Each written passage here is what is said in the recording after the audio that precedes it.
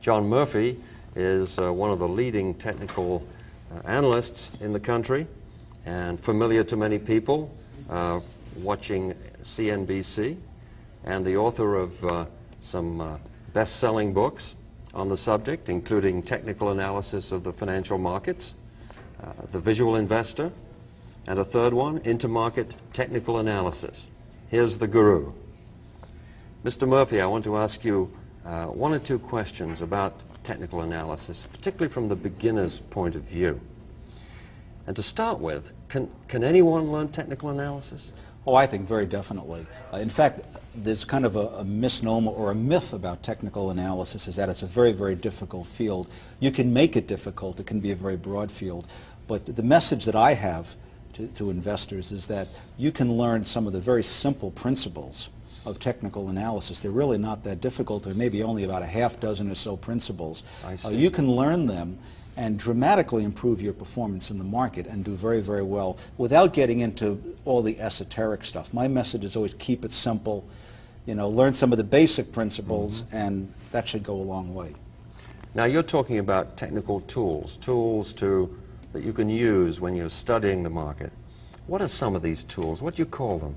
Well, the simplest tool, in fact the one that we recommend that the average investor pay a lot of attention to, would be a moving average, for example. This is one of the more popular technical indicators, and for example, the best known one is a 50-day moving average. This is where the computer, which we're using computers, goes back and takes the stock price, takes the last 50 days closing prices and divides by 50. So it's a moving average. Generally speaking, when a stock is trading above its 50-day moving average, that's a good sign. That means that the trend is up and it's a good time to buy a stock.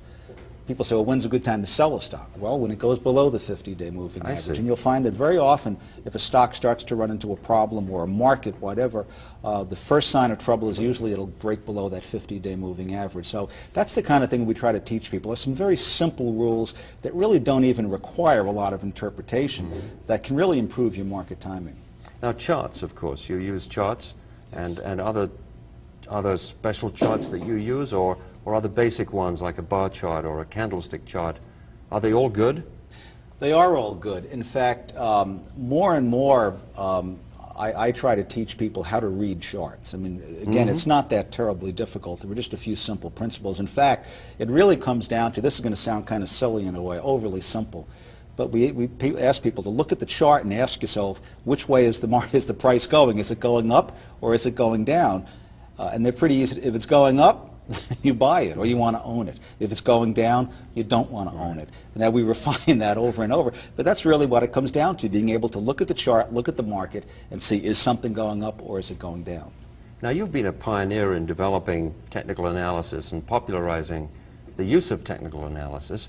Are there any new trends developing? Is this something that's all over and done with, or are there new things for us to learn?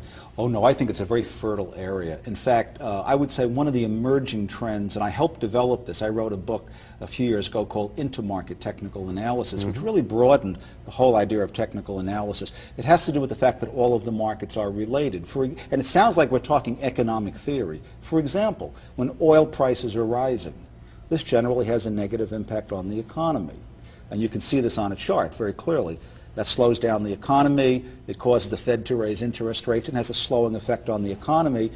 This is very good for oil stocks, but it's very bad for certain other types of stocks. What the US dollar does, for example, is very important. What happens in the overseas markets are very important. And we can chart all these things, and we can study the interrelationships.